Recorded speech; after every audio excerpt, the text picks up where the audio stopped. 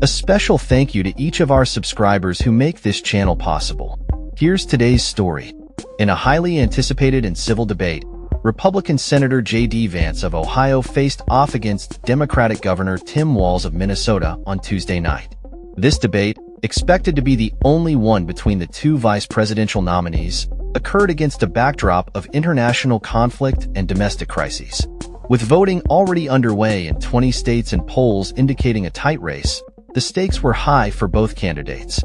The nearly two-hour debate was markedly more restrained than the previous month's heated exchange between Vice President Kamala Harris and former President Trump.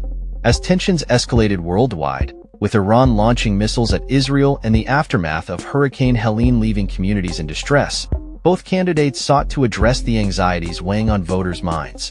They presented themselves as the agents of change that Americans are yearning for in a country perceived to be on the wrong track. Governor Walz took aim at Trump's age and his tendency to focus on superficial issues, contrasting it with what he labeled as Harris's steady leadership.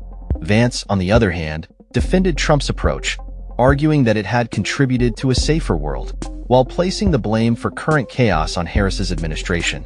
He stated, "Criticize Donald Trump's tweets, but effective, smart diplomacy and peace through strength is how you bring stability back to a very broken world."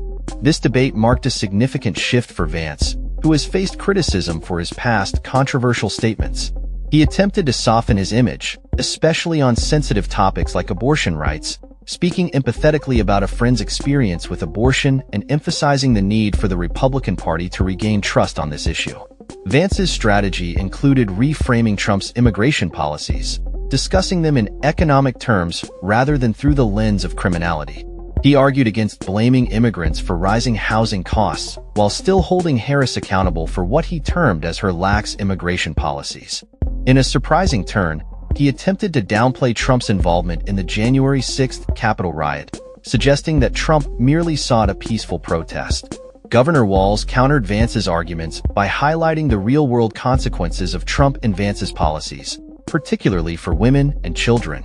He pointed out the ongoing loss of reproductive rights and the dangers children face in schools due to rampant gun violence. Walz also criticized the Republican dismissal of experts, emphasizing the importance of relying on scientific guidance, especially regarding health issues.